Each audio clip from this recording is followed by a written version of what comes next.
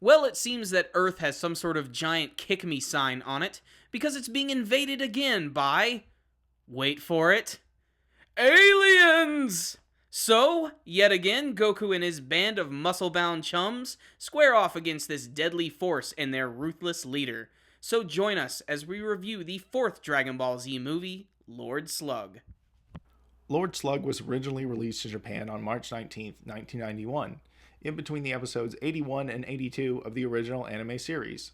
So right off the bat, our story begins with an Armageddon-sized asteroid hurtling towards Earth, so naturally everyone is flipping their spiky-haired shit.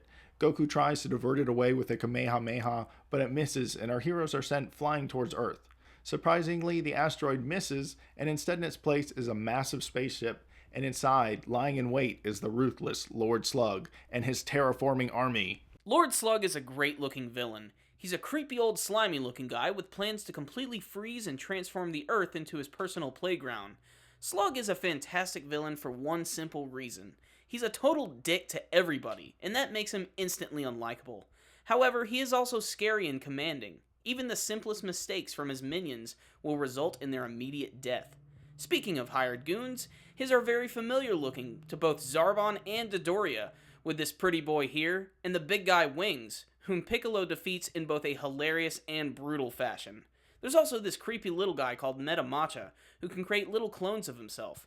I wish he was featured more. So Gohan decides it's the part of the movie where he's going to get beat up and arrives to take on Slug and his goons and takes a few soldiers down until Slug notices the Dragon Ball in his hat.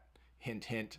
And then he ends up getting the Dragon Ball, and then in what seems like an instant he has all of them and wishes for his youth to be restored, but for some reason not immortality. The rest of the film is just a giant fist fight with special moves thrown in, but it does have some very cool moments that give this movie some distinctiveness. The inevitable battle between Goku and Slug is truly awesome. Just a no-holds-barred, badass action scene, and it happens to be one of the longest movie fights as well. Slug is all about the brute force and dominates Goku at first. That is until Goku suddenly snaps. A golden aura surrounds Goku and his eyes turn completely white and he goes crazy and begins to destroy Slug. His new form is officially known as the False Super Saiyan and is a glorified precursor to the eventual Super Saiyan form. Goku in his rage ends up destroying one of Slug's arms and Goku appears to be the winner and turns back to normal.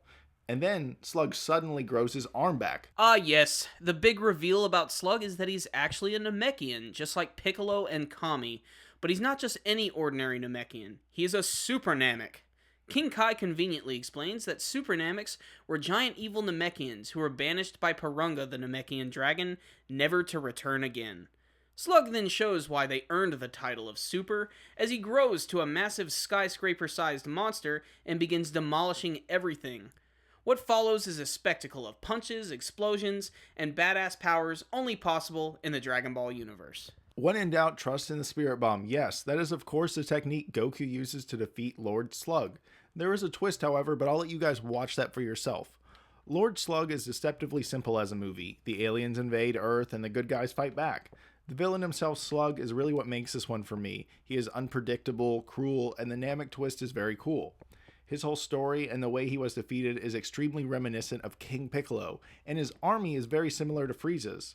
But the concept of a Super Namek is pretty cool. And let's not forget about Goku becoming a false Super Saiyan, which came out of nowhere and was suddenly silenced. Clearly this was fan service back in the day, meant to excite fans of the series for the eventual point where Goku truly does become a Super Saiyan, and it works really well here. The story is nothing groundbreaking, which shouldn't be a surprise, this is a Dragon Ball Z movie after all, but the action is great, the pacing is quick, and like most other anime, Dragon Ball is just fun to watch. Lord Slug truly is one of the great Dragon Ball Z films, and the last one before everybody starts going Super Saiyan. The middle child of the DBZ films is often overlooked, and upon a new viewing, I say, go see Lord Slug. It's a really fun ride, especially with friends. And so, that concludes this review.